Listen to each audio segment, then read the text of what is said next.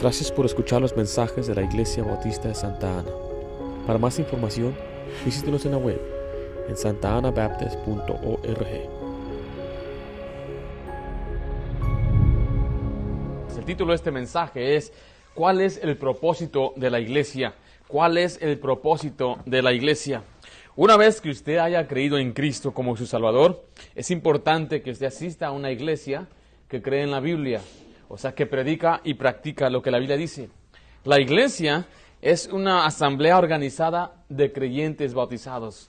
Recuerde que la iglesia es algo que Jesucristo mismo estableció. Él amó a la iglesia y se entregó por ella. En Efesios 5:25 dice: maridos, amad a vuestras mujeres, así como Cristo amó a la iglesia y se entregó a sí mismo por ella. Ahora, aunque asistir a la iglesia no le salva, es muy importante para Dios y es un punto vital para el crecimiento del cristiano. Una iglesia bíblica es más que un edificio. Es el lugar donde los cristianos se reúnen para escuchar la palabra de Dios, para alabar a Dios y edificar relaciones con el pueblo de Dios. Note lo que dice ahí Hechos 10:25. Hechos 10:25 dice: no dejando de congregarnos, como algunos tienen por costumbre, sino exhortándonos, y tanto más cuanto veis que aquel día se acerca. Ahora, hoy podemos encontrar a muchos edificios que tienen un letrero que dice iglesia. La semana pasada vimos lo que es una iglesia bíblica. O sea, esto es lo que es el qué. Hoy vamos a ver el propósito de la iglesia. Esto es el por qué existe una iglesia, cuáles son sus objetivos, cuál es su propósito. Ahora, se supone que cuando usted va a un hospital, usted va con el fin de que le ayuden a sanar el cuerpo físico. Usted no va a un hospital para divertirse, usted no va a un hospital para entretenerse o para comprar. No es un lugar de ventas, no es un mercado. Obviamente el hospital tiene un propósito. El propósito es sanar a los enfermos, tal vez a tratar alguna dolencia. Y a veces la gente cuando viene a una iglesia tiene alguna noción errónea o equivocada de lo que es una iglesia. ¿Por qué viene la gente a la iglesia? ¿Qué les atrae a la iglesia? Hay gente que dice: ¿qué tienen para mí? ¿Qué hay en la iglesia para mí? ¿Qué hay para mis hijos? ¿Qué me van a dar? Un pastor en Tailandia me dijo que allá en Tailandia hay iglesias que le llaman las iglesias de arroz. Las iglesias de arroz. ¿Por qué se llaman iglesias de arroz? Porque le regalan un costal de arroz a la gente que va a la iglesia. O sea, cuando vienen a la iglesia y están escuchando el mensaje, ellos están esperando a qué hora se va a acabar para que me den mi costal de arroz. Y cuando se termina el servicio, cada quien pasa por su línea: aquí está tu costal, aquí está tu costal, aquí está tu costal. Y pues él me contó eso, me dice: nosotros no queremos hacer eso. No queremos ser una iglesia que atrae a la gente con un costal de arroz. Es más, la iglesia no fue diseñada para atraer a la gente. La iglesia fue diseñada para edificar a los santos, a la gente que es creyente. La gente debe ir de voluntad propia. Ahora, ¿qué le vamos a ofrecer a usted? Palabra de Dios. ¿Qué le vamos a ofrecer a sus hijos? Palabra de Dios. ¿Qué bendición tienen sus hijos al venir a la iglesia? Es que ellos se van a imponer y adaptar a una iglesia bíblica para que cuando crezcan y tengan 18 años no se vayan de la iglesia. Para que ellos digan: yo crecí toda mi vida en una iglesia y escuchando a un predicador predicar. Ahora, le digo esto porque a veces separan a los niños de la iglesia del servicio y mandan a los niños allá afuera y los entretienen con títeres y con juegos y los entretienen con algunos cantitos, coritos pequeños para niños. Y cuando ellos van creciendo y ahora les toca entrar a la iglesia grande o la iglesia de adultos, no me gusta la iglesia, me gustaba más la iglesia de los niños. Y la mayoría de los casos aquí en Estados Unidos, donde han dividido o segregado a las familias, a la edad de 18 años, cuando terminan high school y les toca entrar al servicio principal, mejor se van de la iglesia. Por eso se dice que la estadística, casi el 90% de los hijos que crecen en iglesias se alejan de Dios. Y es porque nunca estuvieron al lado de su padre alabando al Señor, nunca vieron a su padre leyendo la Biblia, nunca vieron a sus padres cantando y tomando decisiones en la iglesia. Por eso tenemos que ver cuál es el propósito bíblico de la iglesia. Dios nos dejó un propósito bíblico en la iglesia. En primer lugar, es para dar gloria a Dios. Para dar gloria a Dios. Dice ahí en Efesios 3:21, vamos a ver ese propósito. Y ese es el objetivo principal de cada iglesia, es darle gloria a Él. Es apuntar hacia Él, hacia su bondad, hacia su amor, su provisión y su poder. Él merece toda la gloria. La iglesia se trata de Él. No se trata de un hombre, No se trata de nosotros. Note lo que dice Efesios 3:21. A Él sea gloria, ¿en dónde? En la iglesia, en Cristo Jesús, por todas las edades, por los siglos de los siglos. Amén. Todo lo que hagamos aquí en la iglesia es para glorificarle a Él. Nosotros tenemos que exaltar al Señor. En primer lugar, ¿cómo lo exaltamos? Con nuestros cultos o servicios, con nuestros cultos. El servicio o el programa que tenemos ahorita, el culto de los himnos, la oración y la predicación, es para adorar al Señor, es para darle gloria a Dios. Note lo que dice 1 Timoteo 3:15. Para que, si tardo, sepas cómo debes conducirte en la casa de Dios, que es la iglesia del Dios viviente, columna y baluarte de la verdad. Aquí nos enseña que debe haber un orden en la iglesia. 1 Corintios 14:40 dice, pero hágase todo decentemente. ¿Y con qué? Y con orden.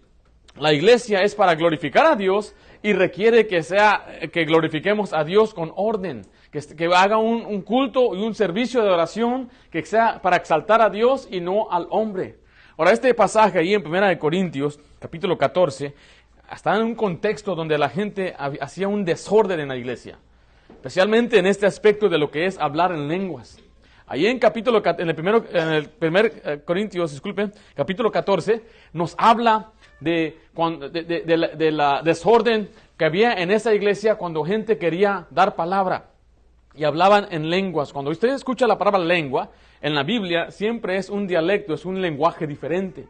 Y había quienes tenían un don de Dios para hablar en lenguas. En otras palabras, si yo tenía ese don, mi lenguaje principal es español, y cuando yo iba a países extraños como a China o a Tailandia, yo hablaba mi propio lenguaje, decía Dios te ama, el chino escuchaba Dios te ama en su propio lenguaje.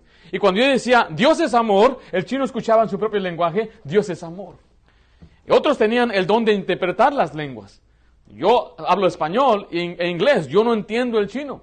Pero cuando venía un chino a predicar, yo lo entendía en mi propio lenguaje. Y él decía en chino, Dios es amor, y yo lo escuchaba en español, Dios es amor. Y mi trabajo es interpretar lo que decía el chino.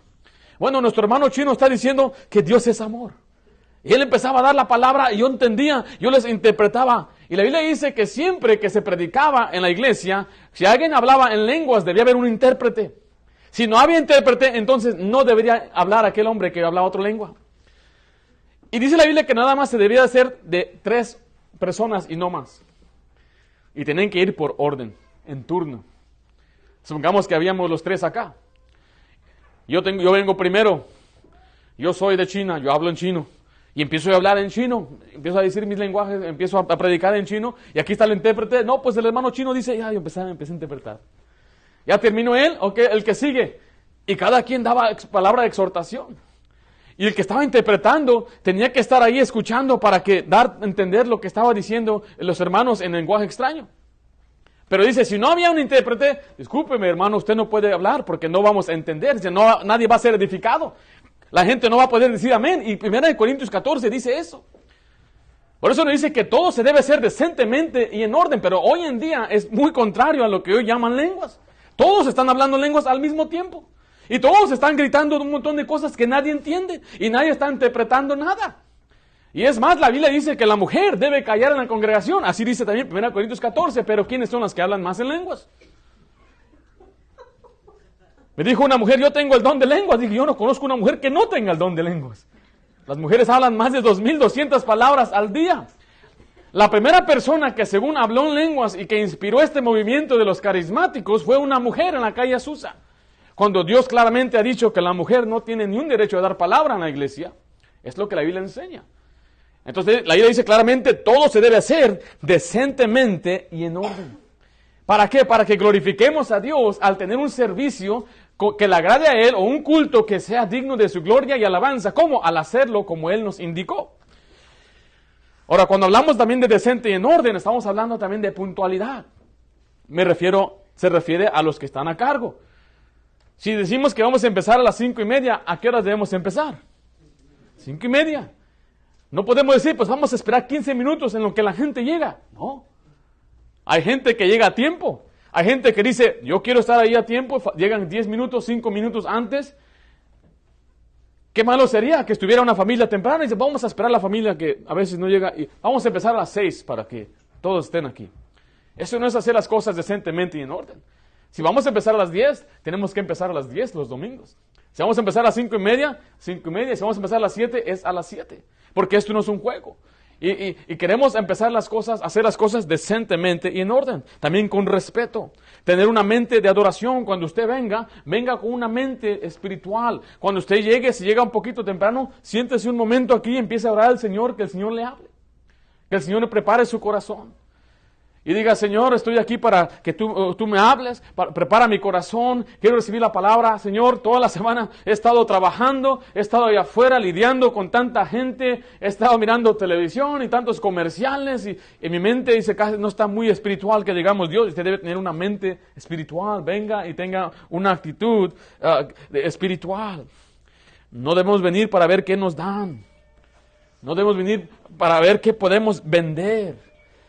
Yo trabajé yo fui a una entrevista donde vendían algunos cuchillos y en cuanto yo les dije que iba a una iglesia, luego me querían contratar para que vendas en tu iglesia, dice.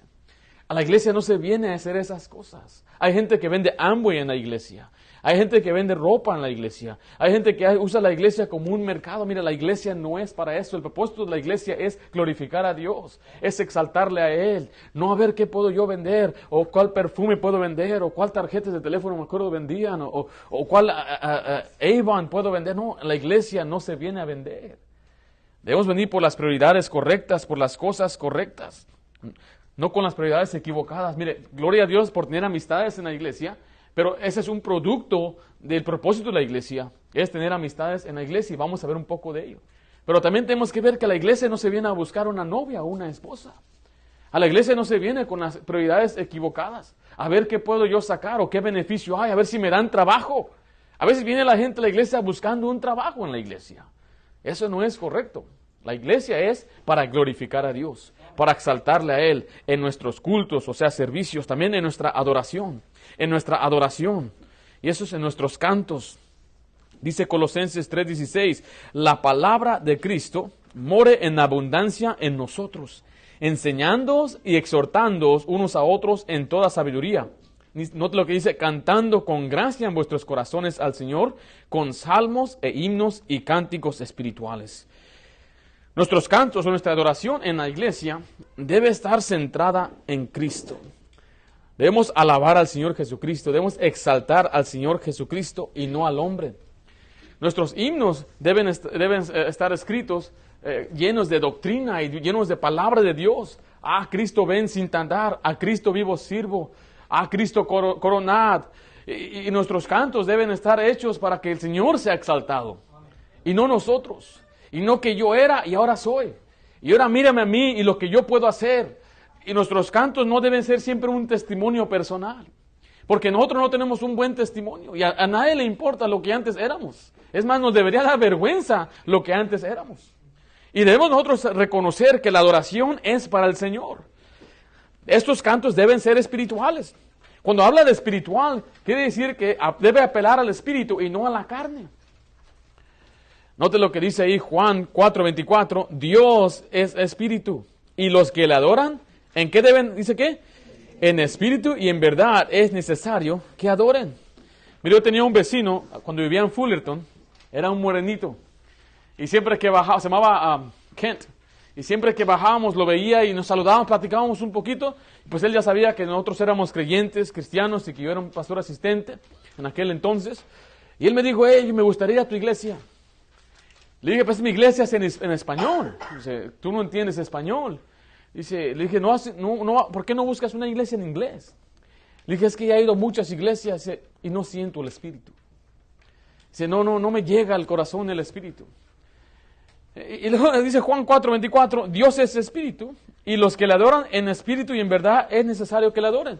¿Sabe por qué dicen eso muchas veces? Porque han confundido la emoción o cierto tipo de música para determinar si sienten un espíritu o no, cuando la Biblia nunca habla nada de eso. Siempre que habla del espíritu, se refiere a, mire lo que dice, salmos e himnos y cánticos espirituales, cantos que no apelan a la carne, que no apelan a la emoción. Mire, la música tiene sus reglas, tiene el ritmo, tiene ¿cómo se llama la symphony? ¿Cómo se dice, hermano? Sinfonía, y tiene también, apela a la carne, apela al corazón, apela al alma, y hay un problema cuando sale un desequilibrio en ello, donde empieza a apelar más a la carne y al movimiento, y al querer sentir algo. Mire, si usted quiere sentir al Espíritu Santo, usted debe llenarse de la palabra de Dios. Si quiere sentir al Espíritu Santo, cuando se le predique la Biblia, como dice la Biblia, que fueron compungidos de corazón, ahí es donde se siente el Espíritu Santo. Cuando el Espíritu Santo le está redarguyendo, cuando le está hablando su corazón, tienes que cambiar, tienes que alejarte del pecado. Pero la gente a veces, que ni siquiera es salva, nos quieren decir a nosotros que es sentir el Espíritu. Debemos probar los espíritus. A veces la gente que es inmadura ni siquiera lee en la Biblia que las palabras de Cristo son espíritu. El Espíritu Santo no está para hacer un desorden en la iglesia. El Espíritu Santo es para que lo adoremos, dice, en verdad. O sea que toma en verdad ser espiritual para apreciar los cantos llenos de doctrina, para apreciar los cantos llenos de la palabra de Dios. Aunque la gente diga que nuestra música es anticuada y aburrida, mire, son cantos espirituales. Y no queremos aquí exaltar a una persona que sabe cantar bien, que sabe tocar bien, que sabe liderar un grupo, que parece que son artistas del mundo. No, queremos exaltar a Cristo. Y a veces hay gente que graba sus discos y produce y quiere hacerse conocer. Hay gente como Beyoncé, que ella empezó cantando en la iglesia y ella se hizo famosa después porque firmó un contrato con el mundo. Katy Perry empezó en la iglesia, Elvis Presley empezó en la iglesia y empezaron a exaltarlo a ellos más que a Cristo y finalmente se alejaron del Señor y ahora están viviendo en el mundo, ganándose la fama y lo terrenal. ¿Qué pasó con Dios? Yo pensé que amaban a Dios. ¿A quién le cantaban? No estaban exaltando a Cristo, se estaban exaltando a ellos mismos. Y nosotros no queremos tener ese error, porque la iglesia se trata de glorificar a Dios en nuestros servicios y también en nuestra adoración. En segundo lugar, el propósito de la iglesia es predicar la palabra de Dios. Predicar la palabra de Dios. En la iglesia escuchamos al pastor predicar la palabra de Dios. La palabra predicar quiere decir proclamar la palabra de Dios. Las instrucciones para los pastores se encuentran en 1 y 2 de Timoteo y en el libro de Tito. Y en estos libros vemos que Pablo le escribe e instruye a estos pastores jóvenes sobre su responsabilidad hacia su iglesia. Una de ellas es que prediquen y que proclamen las verdades de Dios. En ninguna parte en estos libros usted encuentra que les manda a dirigir algo que tenga que ver con música o alabanza. Lo principal en una iglesia es la predicación de la palabra de Dios. Miren, los cristianos de antaño decían, vamos a escuchar predicación. ¿A dónde vas? Vamos a escuchar predicación. Hoy la gente dice, vamos a adorar, vamos a alabar. Cuando eso no fue el propósito de la iglesia y Dios no estableció eso como lo principal en la iglesia. Lo principal en la iglesia es la predicación de la palabra de Dios. Hoy en día dependemos de mucha tecnología. Si se va la luz, muchos no tienen servicio.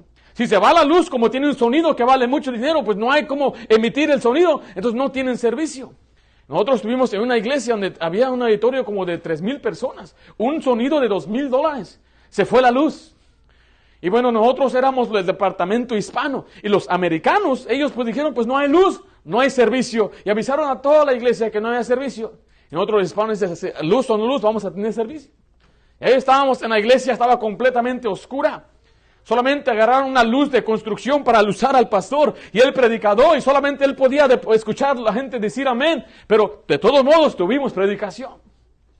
Aunque no haya luz, aunque no haya instrumento, aunque no haga cualquier otra cosa, debe haber predicación. Si hay un evento, si no hay predicación, entonces de nada sirvió ese evento. Si tenemos alguna reunión de jóvenes, si tenemos una reunión de parejas, debe haber predicación. El propósito siempre es edificar las almas y la manera que se edifican las almas es con la predicación de la palabra de Dios. Note lo que dice 2 Timoteo 4, 1 al 4. Te encarezco delante de Dios y del Señor Jesucristo, que juzgará a los vivos y a los muertos en su manifestación y en su reino. Mire, que prediques la palabra, que instes a tiempo y fuera de tiempo, redarguye, reprende, exhorta con toda paciencia y doctrina, porque vendrá tiempo cuando no sufrirán la sana doctrina, sino que teniendo comezón de oír, se amontonarán maestros conforme a sus propias concupiscencias y apartarán de la verdad el oído y se volverán a las fábulas. Note que lo primero que le está enseñando es que ellos deben aprender doctrina. Doctrina e instrucción. Doctrina e instrucción. La palabra doctrina quiere decir enseñanza. Esto es lo que es verdad y lo que es correcto. Uno de los propósitos principales de la iglesia es enseñar lo que dice la palabra de Dios. O sea que mi trabajo es enseñarle la Biblia. Hermanos, así dice la Biblia, así dice el Señor.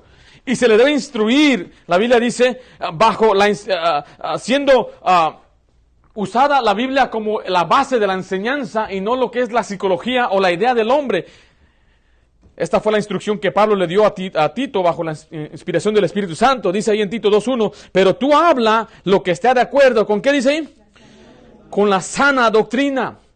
Pablo le dice al joven pastor llamado Tito que él hable de acuerdo a lo que la Biblia dice. La enseñanza y la predicación en la iglesia debe ser bíblica. Todo lo que se habla del púlpito debe estar basado en este libro. Nosotros enseñamos a jóvenes a ser pastores y ser predicadores. He enseñado en algún instituto y enseñamos que si usted quiere joven pastor, o tal vez sea un hombre ya mayor, pero desea ser un pastor, cuando usted prepara un mensaje, que sea la Biblia la que hable. Muchos jóvenes dicen, yo no sé qué decir, pastor. No tienes que decir nada, la Biblia debe hablar. Usted además tiene que exponer lo que la Biblia está diciendo. Y a algunos les he dicho, si usted quiere ser un buen predicador, usted tiene que conocer la Biblia. Debe estar lleno de la palabra de Dios. Y cuando prepara un mensaje, tenga por lo menos, mínimo, ¿cuántos versículos? 25 versículos que usted va a compartir. Porque si yo vengo y tomo un pasaje, solamente un versículo, y de ahí empiezo yo a hablar, hermanos, fulano de tal, y esto y aquello, y historia tras historia, ilustración, y esto y aquello. Y usted dice, ¿de dónde sacó el pastor tanta sabiduría? No es de la palabra de Dios. Y yo quiero que todos los que escuchen en nuestra iglesia, los principios que se predican vienen de la palabra de Dios. A veces dice, yo nunca había visto este versículo. Hace falta leer la Biblia un poquito más. A veces le ha tocado que usted lea un pasaje, y yo lo he leído muchas veces, y a veces llego ahí después de unas 20 veces, y digo, wow, nunca había visto este pasaje. Y yo me emociono todavía a leer la Biblia. Después de tantas veces que le hemos leído de pasta a pasta. Y es emocionante después pararse delante de la iglesia y declarar, así dice el Señor. Y no tengo por qué tener miedo de qué la gente va a decir, porque así dijo el Señor. Podrá ser que a alguien no le guste, no le parezca, pero ese problema lo tienen con Dios, no con su servidor, porque yo solamente estoy declarando lo que dice la Biblia. Obviamente yo tengo que revisar mi actitud, y que no yo parezca altanero y que estoy yo como maltratándola. No, eso no es predicar duro, eso es maltratar. Predicar duro es decir lo que dice la Biblia, insta en tiempo y fuera de tiempo. Es popular, no sea popular. Mira, nuestra sociedad cambia, los morales bajan. Hace años, cuando veía usted pecados que ahora vemos y la gente lo pasa como algo común y normal. El pastor debía pensar, híjole, tengo que predicar este mensaje. Y un pastor nunca debe disculparse, hermanos, discúlpenme por lo que voy a predicar. No, así dice el Señor. Y uno debe estar dispuesto a hacerse enemigos, si es posible. Ahora, yo no busco enemigos, no me malentienda, yo no quiero que la gente me aborrezca, pero si es a causa de ser predicador, pues ¿qué puedo hacer? Por eso usamos bastante pasajes en la enseñanza y predicación. Note lo que dice ahí en 1 Timoteo 4:6. Si esto enseñas a los hermanos, serás buen ministro de Jesucristo. Mire, nutrido con las palabras de la fe y de la buena doctrina que has seguido. Cuando hablamos de doctrina, estamos hablando de nuestra fe, lo que creemos acerca de Dios, de su carácter y su persona, sus atributos naturales, morales, su santidad y su amor, lo que creemos de Jesucristo, su deidad, su perfección, sus atributos divinos, lo que dice la Biblia acerca del Espíritu Santo, su propósito y poder, acerca de lo que dice la Biblia de los dones espirituales, el fruto del Espíritu. El Espíritu Santo es nuestro consolador, es una persona que puede ser contristada. Tenemos que aprender lo que la Biblia dice acerca de la salvación. La salvación es solo por fe, solo por gracia y solo por Jesús. He estado leyendo algunos libros y artículos de otros pastores y a veces dicen que tiene uno que arrepentirse de sus pecados para ser salvo. Pero yo me hago esta pregunta, ¿de dónde saca eso? Y hay gente que a veces yo respeto, digo, ¿pero dónde salió? Arrepiéntete de tus pecados. Muéstrame en la Biblia que el arrepentimiento quiere decir cambiar de mente o cambiar de manera de pensar y apartarse del pecado. En ninguna parte, nunca nos vamos a apartar del pecado. el que dice que no tiene pecado es mentiroso, dice la Biblia. Pablo dijo, la ley es espiritual y yo soy carnal. A veces yo me pongo a preguntar, pero ¿de dónde sacaron esas enseñanzas? Pero es importante que yo le enseñe a usted la verdad de la salvación, que le enseñe la doctrina de la salvación bíblica, también acerca de vivir en santidad, que no queremos también que crea, pues ya puedo hacer lo que yo quiera. No. Dios al que ama, azota, al que recibe como hijo, azota. ¿Qué dice la Biblia acerca de la segunda venida de Cristo? ¿Usted sabe que un día va a volver el Señor por nosotros? ¿Cuándo va a venir? ¿Qué dice la Biblia acerca de la Biblia? ¿Qué dice la Biblia acerca de la iglesia local? ¿Qué dice la Biblia acerca de Satanás y el mal? ¿Qué dice la Biblia acerca del bautismo? ¿Salva? ¿Limpia? ¿O es solo un símbolo? Hay muchos que tuercen la Biblia y tuercen lo que dice la Biblia. Mayormente los que no conocen la palabra de Dios. Dice ahí en 2 de Pedro 3:16. Casi en todas sus epístolas hablan en ellas de estas cosas, entre las cuales hay algunas difíciles de entender, las cuales los indoctos e inconstantes, ¿qué hacen? Tuercen, como también las otras escrituras, para su propia perdición. Me mandó un amigo, pastor, una gráfica. Gráfica. Tenía en un lado el Mesías que los cristianos creen y el Mesías verdadero. El Mesías impostor y el Mesías verdadero. Y lo que estaba haciendo era una comparación de doctrinas de los que se llaman los hebreos de las raíces hebreas.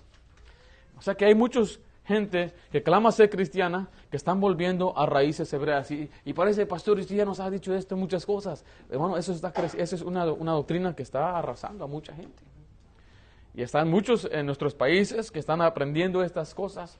Están enseñando que se debe practicar de nuevo la circuncisión. Y hace 2 semanas me mandó un pastor unos enlaces de 2 pastores bautistas que estaban allá en Israel, según enseñando israelogía, enseñando sobre la ley, el Torah, y usando palabras hebreas que usted y yo ni sabemos. Y la semana pasada otro pastor me mandó un pastor diferente. Digo, ¿qué sucede? Lo que sucede es que hay muchos que son indoctos, que no conocen la Biblia, que tienen que ignorar pasajes como en Gálatas, que tienen que ignorar pasajes como en Romanos, que dice que la circuncisión para nada aprovecha, en Gálatas, que dice que nosotros somos los verdaderos judíos circuncidados de corazón. Tienen que ignorar Colosenses, o sea, tienen que ignorar muchas cosas. Ahora, las cosas que no lo ignoran, las cosas que no lo conocen. Y como no conocen esas escrituras, lo que sí saben, ¿qué hacen con ello? Lo tuercen, le dan una torcidita.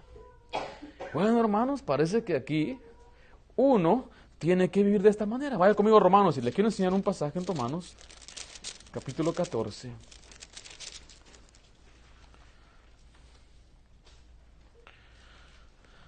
Dice ahí 14:1, recibid al débil en la fe, pero no para contender sobre opiniones, porque uno cree que se ha de comer todo.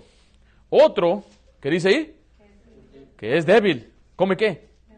¿Quién es el débil? ¿Quién es el débil? El que come legumbres, el que dice, hermano, no debemos comer carne. Según la Biblia, él es el débil. ¿Sí, no? El que está diciendo, hermano, tenemos que usar la dieta de los judíos, él es el débil. Según la Biblia, el débil en la fe es el que no conoce la palabra de Dios. Es el que anda imponiéndose reglas creyendo que hay algo de santidad en ello. Ahora, no estoy diciendo que hay mal, que alguien come pocas legumbres, está bien. Hay quienes son vegetarianos, hay quienes son, ¿cómo se llama el otro? Veganos. Hay quienes dicen, yo solamente como pescado por causas de la salud, otros no comen pan por el diabetes. O sea, eso está bien, no hay problema. Pero cuando usted ya dice, usted está mal, hermano, en el Señor, porque usted no está obedeciendo la ley de Moisés, usted está comiendo esto y aquello. Dice ahí, él es el débil. ¿Por qué? Porque tiene que ignorar mucha escritura. Entonces mi trabajo es instruirle a usted para que después usted ya no ande ahí, pastor, shalom, ya me voy. El sábado voy a estar aquí en la casa observando y santificándolo. No, eso no es lo que la Biblia enseña. Tenemos que dar esa instrucción porque hay quienes tuercen la Biblia. Y nuestra enseñanza debe estar basada en la Biblia. Por eso dice 1 Timoteo 4:11, esto, ¿qué dice ahí? Manda y enseña. nuestra doctrina afecta nuestra práctica. Por eso dice, manda. Está hablando, nos da unas órdenes de cómo debemos vivir nuestra vida. Mire, lo que creemos afecta nuestra práctica. Ya sea de Dios, su carácter, su enseñanza, afecta nuestra conducta. Si usted sabe que Dios es omnipresente, ¿cómo va a afectar su conducta eso? Usted va a saber que donde quiera que usted va, la presencia de Dios está ahí. Entonces, ¿qué va a hacer usted? Pues voy a temer, voy a portarme bien. Es como aquel padre que llevó a su hijo a robar. Y el Señor lo subió al hijo a la barda y vamos a robar, hijo. Andaban ahí robando los maíces. Y el niño dijo, papá, te están mirando. ¿Quién me está mirando? Dice, Dios te está mirando. Dios nos está mirando. Nuestra doctrina, lo que creemos, afecta nuestra conducta. Los preceptos y los principios que aprendemos son lo que la Biblia nos da para guiarnos en el matrimonio. El matrimonio, según la Biblia, es algo maravilloso. O sea, hay un libro entero dedicado al matrimonio llamado Cantar de los Cantares. Yo digo a los jóvenes, tranquilos, no lean ese libro muy bien todavía. ¿Sí? Pero eso nos indica, la Biblia nos da instrucciones de cómo tener un buen matrimonio y todo empieza con la base que es lo que nosotros llamamos el cortejo o el noviazgo. Todo debe empezar ahí.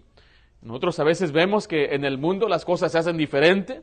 Tal vez nuestros padres tomaron decisiones a base de la carne, a base de lo que se ve, pero los cristianos no deben cometer esos mismos errores a veces. Y por la gracia de Dios, hay quienes se casaron afuera y están bien. Pero qué bendición, pero es una excepción. Hay muchas excepciones. Pero nosotros cristianos enseñamos bíblicamente que uno debe prepararse para ello. ¿Qué enseña la Biblia del hogar? ¿Qué enseña la Biblia en cuanto a los temas candentes, digamos? Cosas que están sucediendo hoy. ¿Qué dice la Biblia en cuanto a los sodomitas o al homosexualismo? ¿Debemos nosotros recibir a los homosexuales? ¿Debemos amarlos? ¿Debemos nosotros ayudarles? ¿Debemos exaltar o participar de sus eventos? ¿O dice la Biblia que nosotros debemos condenar sus actos y su manera de vivir? Ellos han aborrecido a Dios, dice que no pueden retener a Dios en sus pensamientos. Por lo tanto, Dios los entregó. Él mismo los entregó una mente reprobada, su mente entenebrecida, en cual están viviendo, tomando el uso de la mujer de una manera innatural, las mujeres con las mujeres, hombres con hombres. Es algo abominable al Señor. No es un grupo de personas con las que debemos de asociarnos, porque ese es algo que horrendo y abominable al Señor. ¿Qué dice la Biblia sobre las drogas, sobre el fumar, tomar, ingerir? Dice algunos, pastor, el pecado es embriagarse, no tomar cerveza. Pero, ¿de qué sirve tomar cerveza si no es para emborracharse? Es que por el calor hay agua fría, hay refresco. La Biblia dice que no debemos ver al vino ni cuando rojea. Nosotros, los creyentes, no participamos, ni tomamos, ni queremos nosotros emborracharnos, ni arriesgar ni poquito para llegar a emborracharnos. Pero es lo que la Biblia enseña. Y son cosas que en una iglesia se deben enseñar. Y estaremos aprendiendo a través de las siguientes semanas un montón de diferentes tipos sociales que a veces la gente ve como, ¿por qué ustedes hacen eso? Porque así lo dijo Dios. Esto manda y enseña. ¿Qué? Lo que dice la Biblia. Siguiente es edificar y fomentar crecimiento. Edificar y fomentar crecimiento. Entonces le da instrucción de lo que dice la Biblia. Se le dice, así dice el Señor. El Señor así ha dicho esto. El Señor nos quiere instruir en esta manera, pero también es para edificar y fomentar crecimiento. Uno de los trabajos de un pastor es ayudarle a crecer espiritualmente. Eso es lo que significa por exhortar, animar el crecimiento. Esto habla de ayudarle a madurar. Esto es en pensar, actuar y vivir como un cristiano fuerte o maduro. Que usted sea un maduro y no un inmaduro. Haz de cuenta que el trabajo es como un entrenador. Un entrenador lo que él quiere es mejorar, hacer que aquel joven se convierta en una estrella y que sea un tremendo atleta. Entonces él tiene que tener unas disciplinas rigurosas en él. Tiene que regañarlo cuando no lo hace. Y nuestro trabajo es ayudarle a que usted crezca. Ahora, yo no estoy con usted en su casa. Yo solamente tengo a cargo mi propio hogar. Yo tengo que asegurar que en mi hogar se lea la Biblia, que en mi hogar haga instrucción bíblica y que oremos juntos como familia. La manera que yo le ayudo a usted es al predicarle aquí en la Biblia y animarle a que lo haga. pero ahí más allá no puedo hacer nada más por usted, aparte de orar. Pero no puedo estar llamándole, a lo menos que usted me dé permiso. Me diga, pastor, estoy dispuesto a que usted me diga y me empuje y me regañe y ande tras de mí, pastor, y llámeme todos los días, pastor. En primer lugar, no sé si voy a tener tanto tiempo para andar con todos. Pero si alguien me dice, vamos a entrar en una amistad, el hermano Miguel y yo por años trabajamos juntos. Hermano Miguel a veces decía, hermano Miguel, what's going on? Y tenía yo que a veces regañarlo, tenía que a veces decirle por qué esto y aquello, y le llamaba la atención, y el hermano Miguel aceptaba. Okay, thank you, gracias, pastor. Y a veces cuando trabajamos de esa manera, si usted desea, lo puedo hacer, pero más allá, la manera que yo lo puedo animar es instruyéndole con la Biblia, dice ahí Efesios 4, 11 al 16. Y él mismo constituyó a unos apóstoles, a otros profetas, a otros evangelistas, y a otros pastores y maestros. Lo vamos a cubrir, pero ya sabemos que los apóstoles, profetas, ellos, ese oficio ya no existe. Dice el versículo 12, a fin de perfeccionar a los santos. La palabra perfeccionar es madurar para la obra del ministerio, para la edificación del cuerpo de Cristo, hasta que todos lleguemos a la unidad de la fe y del conocimiento del Hijo de Dios, a un varón perfecto, a la medida de la estatura de la plenitud de Cristo, para que ya no seamos niños fluctuantes, llevados por doquiera de todo viento de doctrina, por estratagema de hombres, que para engañar emplean con astucia las artimañas del error.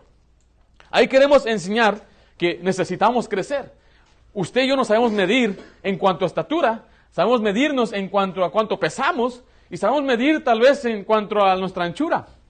Pero mire, para medirse espiritualmente, tiene que usar la Biblia y tiene que usar a Cristo, que Él es la medida, para llegar a ser como Él, para llegar a ser perfecto, maduro como el Señor Jesucristo, y ya no seamos niños. Un niño dice que es llevado por doquier viento de doctrina. Preocupados, encontraron una nueva doctrina o me están enseñando, usted no tiene que estar preocupado porque usted conoce la palabra de Dios. Y mi trabajo es ayudarle a ser un hombre, una mujer madura espiritualmente, que sabe cómo lidiar con los problemas. En esta mañana por eso predicamos, Dios puede, usted tiene que creer que Dios puede. Ahí se le enseña que usted aprenda a tener confianza en Dios en tiempos difíciles, que usted entienda que usted es impotente y no puede usted sola, usted solo llevar adelante en sus fuerzas su vida y necesita que alguien le ayude. Y tiene que a veces persistir. Entonces, en el caso de esta mañana, predicamos cómo puede usted crecer espiritualmente, es orando al Señor, pidiéndole al Señor, dependiendo de Dios. Cuando habla ahí de discernimiento, dice la Biblia ahí en Hebreos 5, es de distinguir lo que es lo bien, distinguir bien las cosas y saber aplicarlas a su vida. Dice Hebreos 5, 12 al 14, porque debiendo ser ya maestros después de tanto tiempo, tenéis necesidad de que se os vuelva a enseñar cuáles son los primeros rudimentos de la palabra de Dios, y habéis llegado a ser tales que tenéis necesidad de leche y no de alimento sólido. Y todo aquel que participa de la leche es inexperto en la palabra de justicia, porque es, ¿qué dice ahí? Pero el alimento sólido es para los que han alcanzado madurez, para los que por el uso tienen los sentimientos ejercitados en el discernimiento del bien y el mal. Aquí el ejemplo usa de un niño. En nuestro hogar ahorita hay una niña de 2 años. ¿Qué piensa usted que hace una niña de 2 años cuando ve algo tirado en el piso y se le ve bonito? ¿Qué hace con ello? El otro día abrí el auto y ahí estaba una palomita viejita. No sé cuánto tiempo tenía la palomita. Ella agarró la palomita y no sabía si tenía bacteria, no sabía si tenía microbios, estaba tiesa, ya no sabía bien, muy rico. Le dije, sácate esa boca, y ya está escupiendo, está asustado. Así son los niños, todo a la boca. Y así son los cristianos que son niños. Están buscando alimentarse espiritualmente. Y como no saben discernir lo que es bueno y lo malo, todo lo que encuentran, a la boca. Todo lo que buscan, a la boca. Yo no tengo ni un problema que usted reciba edificación por medio de predicación bíblica, ya sea por internet, por un libro, por un folleto, que el Señor le edifique. Pero tenga cuidado a quien escucha, porque un cristiano inmaduro, todo a la boca. No sabe discernir si este hombre es un hombre espiritual, si está enseñando la Biblia. ¿Cómo puedo saber, pastor? Bueno, solamente escucha la Biblia, predica la Biblia, disculpe. Segundo, es bautista. Tercero, es ganador de almas. Ya con eso usted va a saber si tiene buena doctrina o no. Pero lo que estoy diciendo es que nosotros los que somos nuevos en el Señor, lo que necesitamos más es que seamos instruidos por la palabra de Dios. Yo nunca yo podré reemplazar escuchar mensajes por leer la Biblia. Pastor, ¿le gusta escuchar mensajes? Sí, me gusta escuchar a mí un morenito. Me encanta la pasión de ese negrito. Es un predicador bautista. Pero no voy a decir, voy a caminar con Dios y voy a poner yo, escuchar el audio, porque él nada más tiene audio, no tiene videos. Ya el Señor me habló. No, yo tengo que aprender a estudiar la palabra de Dios. Usted tiene que aprender a depender del Señor. Que el Señor le empiece a hablar a usted. Que el Señor le empiece a declarar para que después cuando escuche a un predicador que está hablando de falsa doctrina y no diga a usted, pero es que habla bonito, pastor. Habla cosas muy bonitas. A mí personalmente yo nunca he usado la palabra, qué predicación bonita. Dice, pastor, es que habla bien bonito. Bien bonito, decía. Es precisamente una de las marcas de un falso maestro es que habla bien bonito. El anticristo va a hablar bien bonito. Dice que va a hablar grandes cosas. Y va a poder con su retórica convencer y persuadir. Pero nosotros no estamos buscando palabra de hombre, estamos buscando palabra de Dios. A mí me gustaba antes leer uno que se llama John Maxwell. No sé si usted sabe quién es. Cuando yo trabajaba en el banco, nos daban una lista de libros para leer. Todo gratis. Libros que valían mucho dinero, una librería tremenda. Y me dijo uno que trabaja ahí, mira, si quieres aprender un poco de negocios o de tratar con la gente, lee John Maxwell. Y él tiene mucha enseñanza sobre liderazgo. Tiene las 21 leyes de liderazgo, por ejemplo. Y es mucha sabiduría humana. Y tiene, como que dice, algún beneficio en lo que es el mundo, pero no podemos nosotros ya de enseñar estas cosas en la iglesia. Hermano, el liderazgo, 21 leyes de liderazgo y empezar a aplicar sus principios. No, es diferente. El liderazgo bíblico es diferente al liderazgo que el hombre ha desarrollado.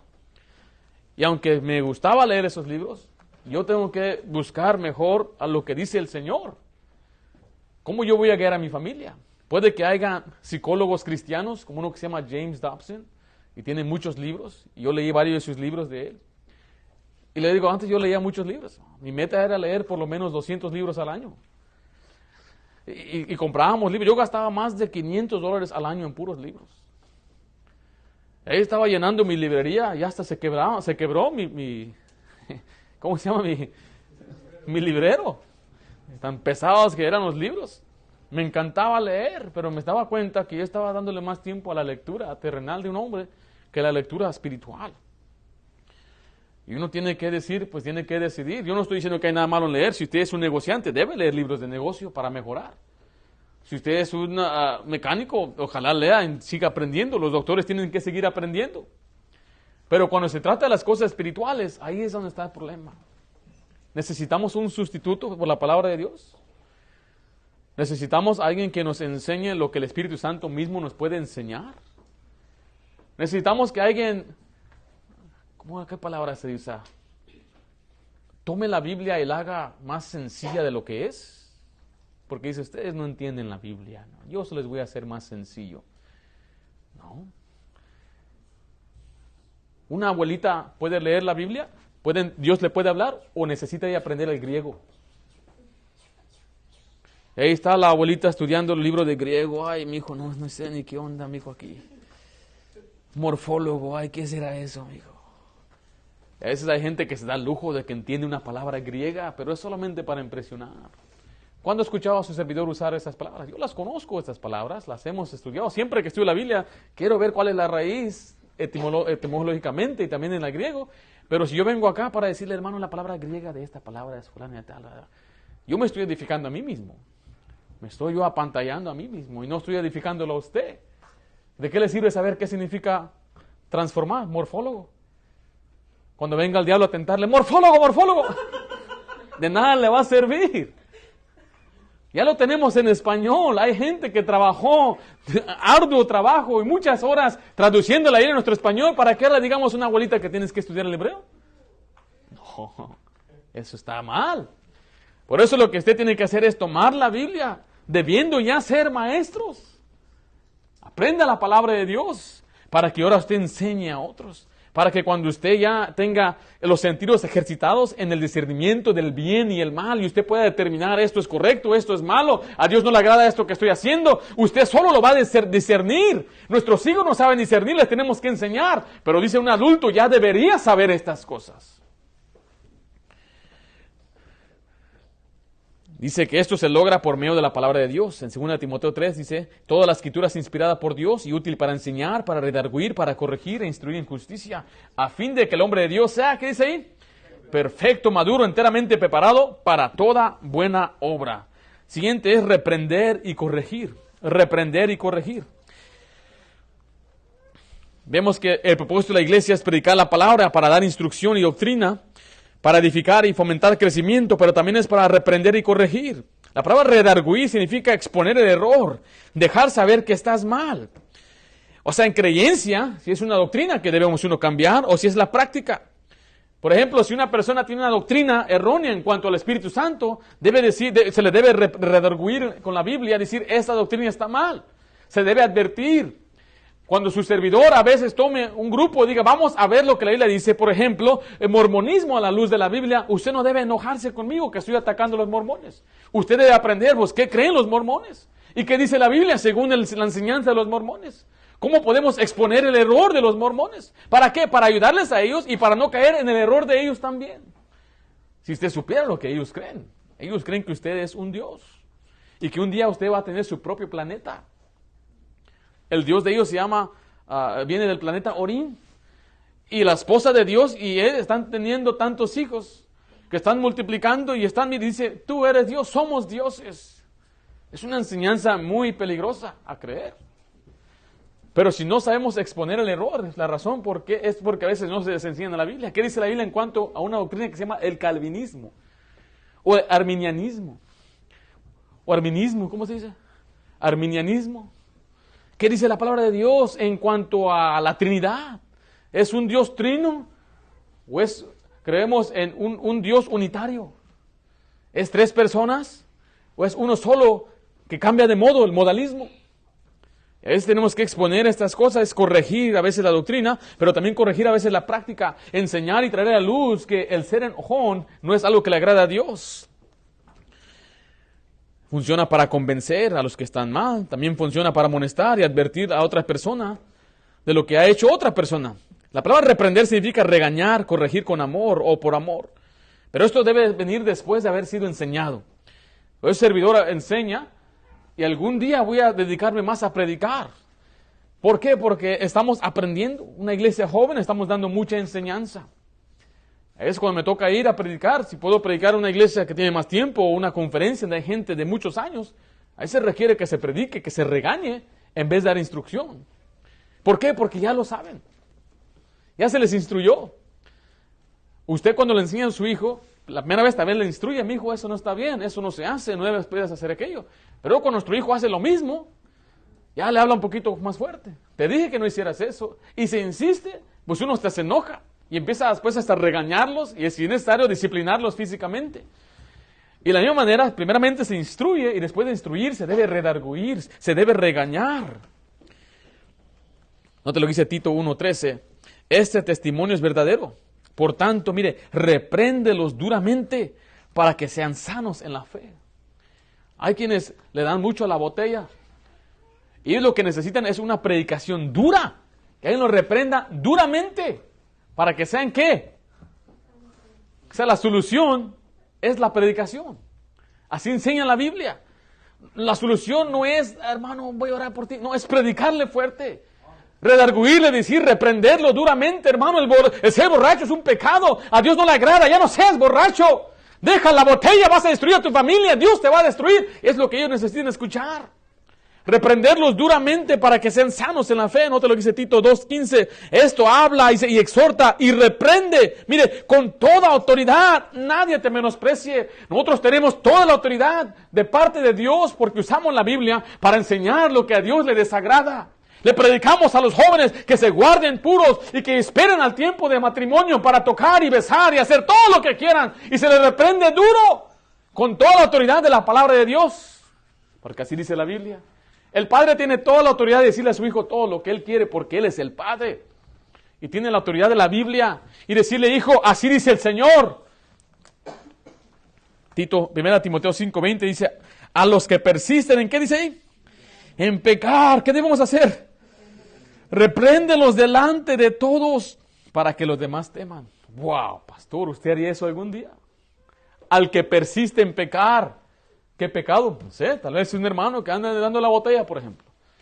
Llega hasta borracho en la iglesia. Dice Pablo, repréndolos delante de todo. Y viene el hermano fulano de tal, supongamos que se llama Félix. Y Pablo le decía a Timoteo, cuando regrese Félix tienes que predicarle fuerte delante de todos. Y ahí estaba Félix sentado y Timoteo estaba rascándose la cabeza. Híjole, Pablo me instruyó que le predicara y que le reprendiera delante de todos. Hermano, ya no seas borracho y sabes que hablo de ti, Félix. Imagínense que así le decía Pablo. ¿Para qué? Para que los demás teman. ¿Cómo van a temer? ¿Van a temer la vergüenza? ¿Van a temer la consecuencia de ser un borracho? Bueno, es lo que la Biblia enseña. La palabra corregir significa enderezar, restaurar a buen estado. A nadie nos gusta que nos reprenda. ¿A quién le gusta que le digan sus cosas? ¿A quién le digan que le digan, hermano, te voy a decir una cosa, no te vayas a enojar? ¿Cómo que no me voy a enojar? Cuando empieza una frase así, ya estamos mal, ¿verdad? No, ¿cómo? Agárrate. Pero a nadie nos gusta que nos digan nuestras cosas. Y quiero decirle a usted, con todo el amor de mi corazón, yo jamás le he predicado a una sola persona. Y nunca he querido hacer sentir mal a una persona. No lo hacemos para hacer enojar a una persona. Lo hacemos por amor a usted. Lo hacemos por amor a nuestras familias.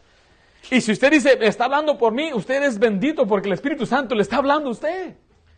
Qué bendición es cuando usted todavía se molesta cuando alguien le dice algo y usted dice, pues ¿sabe qué? Tal vez sí tengo que cambiar. Y cuando le prediquen, Eso es feo, llegar a un estado así, de una conciencia cauterizada. Que ya no es sensible a la palabra de Dios, no es sensible al Espíritu Santo. Y qué tristeza es que escuche predicación fuerte y dura y directa, casi falta su nombre, y no diga, Y diga, sí, lo dijo por mí, pero no me importa. Eso es feo. Así que dele gracias a Dios. No te lo dice Gálatas 4:16. Pablo tuvo que corregir a los Gálatas por la falsa doctrina que habían aceptado. Y él dijo, me he hecho, pues, vuestro enemigo, por deciros, ¿qué? La verdad. ¿Has escuchado el dicho que dice, a nadie le gusta que le digan la verdad? Te voy a decir tus verdades. Y Pablo lo dijo por amor. Pablo amaba a los Gálatas. Y un pastor debe amar a su gente, debe amar a la gente que está en la iglesia. Y cuando predicamos es porque queremos lo mejor, queremos enderezar cualquier área que tenemos que corregir y restaurarlo a un buen estado. La predicación funciona para enderezarnos y restaurarnos al estado espiritual que Dios quiere. No te lo quise 2 Timoteo 2:21. Así que si alguno se limpia de estas cosas, será instrumento para honra, santificado, útil al Señor y dispuesto para toda buena obra. Mire qué bendición es cuando una persona recibe la enseñanza, se arrepiente y se aparta y dice, voy a cambiar y voy a marchar hacia adelante. Y nosotros dijimos, qué bendición, te recibimos. Nosotros como iglesia nunca debemos hacer sentir mal a una persona o lo que ellos dicen llamarles juzgar. No juzgamos a nadie, ni andar apuntando, ni hablando mal de otra persona que anda mal. Hay quienes van a andar mal. Si alguien persiste en su pecado, nosotros como iglesia tenemos que tomar la decisión de tal vez decirle, hermano, si usted consigue en su manera de vivir, usted es un mal ejemplo de nuestra iglesia, usted no puede ser parte de la iglesia. Pero si la persona se arrepiente, tenemos que volver a abrazarlo y decir, hermano, usted es útil al Señor, el Señor le vuelve a usar.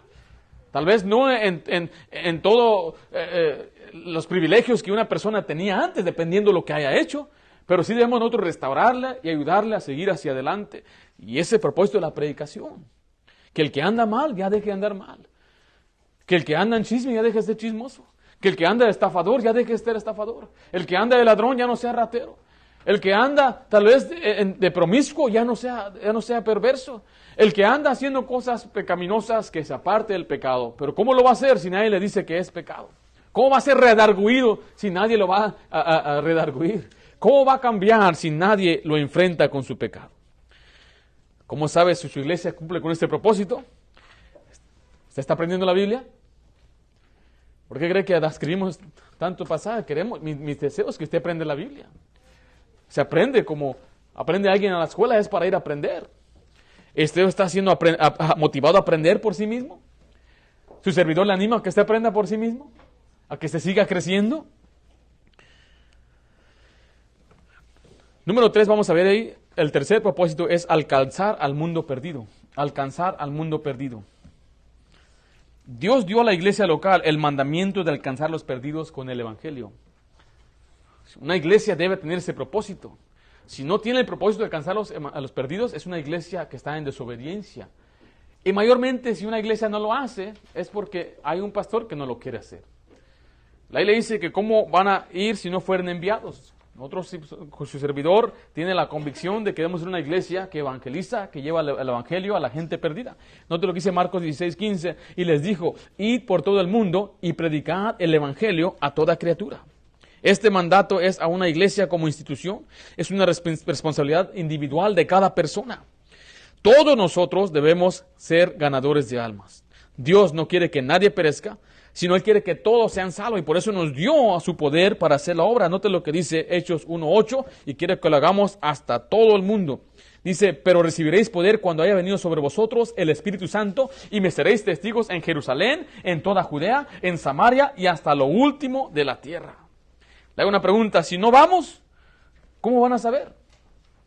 Si no les hablamos nosotros, ¿quién les va a decir? Y no estamos saliendo a tocar puertas y dar una invitación a la iglesia. Tocamos puertas para predicarles el evangelio, para enfrentarlos con la realidad de la eternidad. Que si ellos mueren en este momento, si mueren en su pecado, van a pasar una eternidad en el infierno. Y si no lo hacemos nosotros, si no vamos a enfrentarnos con la eternidad, ¿quién les va a decir? Si con trabajo les importan las cosas espirituales. Y nosotros tenemos que despertar esa conciencia espiritual al preguntarles, oye, si usted muere hoy, ¿cómo? Si muero hoy, ¿qué va a pasar? Exactamente. Está establecido para el hombre que muere una sola vez y después de esto el juicio. Y dice ahí que debemos empezar desde Jerusalén, que es Santa Ana. Después a las ciudades a nuestro alrededor, tal vez Tustin, la ciudad de Orange, Garden Grove, Westminster, Fountain Valley, Costa Mesa, Irvine. Después dice que es en Judea, tal vez es más allá del estado. Hay 39 millones de habitantes aquí en California. Y más de la mitad son hispanos. Le sigue Samaria, tal vez son los estados vecinos, Arizona, más allá de Nuevo México, y hasta lo último de la tierra, desde México y Canadá hasta el otro lado del mundo. Vamos a ver primeramente ahí, evangelizando, eso es ganar almas. Evangelizando. Romanos 10:13 dice, porque todo aquel que invocar el nombre del Señor será salvo. ¿Cómo pues invocarán en aquel en cual no han creído? ¿Y cómo creerán en aquel en cual no han oído? ¿Y cómo irán sin haber quien les predique? ¿Y cómo predicarán si no fueren, qué dice ahí? Enviados. Como está escrito, cuán hermosos son los pies de los que anuncian la paz, de los que anuncian buenas nuevas. Le hago la pregunta de nuevo, si nosotros como iglesia no vamos, ¿quién va a ir? ¿Usted ha visto a otra gente allá afuera llevando otro falso evangelio? ¿Sí? Están allá, poniendo sus horas. Nosotros no vamos a poner horas, vamos a buscar almas. Estamos predicando el evangelio porque Dios nos ha enviado para que ellos crean en Jesucristo. Pero ¿cómo van a creer si no han oído? ¿Y cómo van a oír si no hay quien les predique? ¿Y cómo van a predicar si no fueren enviados? Una iglesia debe ser una iglesia que gana almas. A veces tocamos puertas y la gente que a veces es creyente, a una iglesia cristiana, le digo, oye, ¿usted va a una iglesia? Sí, soy cristiano. Si usted llegara a morir ahora mismo, ¿está seguro que iría al cielo? Oh, sí, Jesucristo murió por mí, derramó su sangre, yo he creído en Jesucristo, lo he recibido como mi Salvador, y nada me puede quitar la salvación. Ah, qué bendición.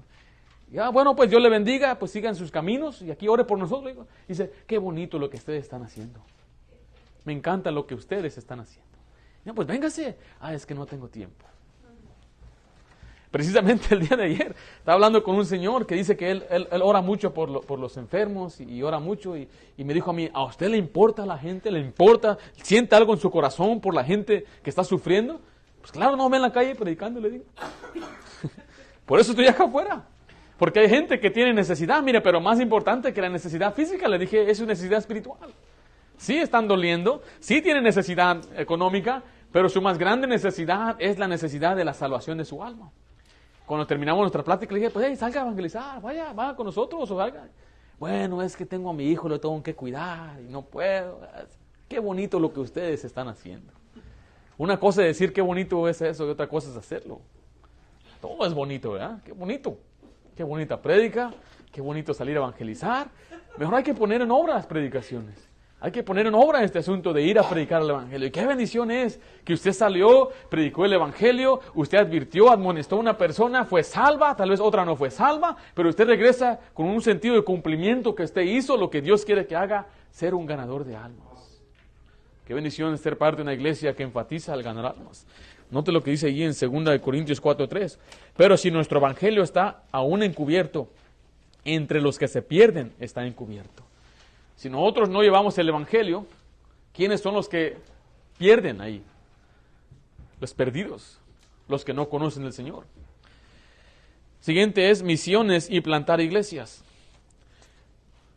Queremos evangelizar al mundo también por medio de las misiones y por medio de plantar iglesias. Esta iglesia es una iglesia que fue plantada y es nuestro deseo que algún día, quizás en 5 años, quizás en 10 años, empezar a dar fruto y empezar a enviar a otros de nuestra iglesia a plantar otras iglesias, que se multipliquen las iglesias y que haga más iglesias.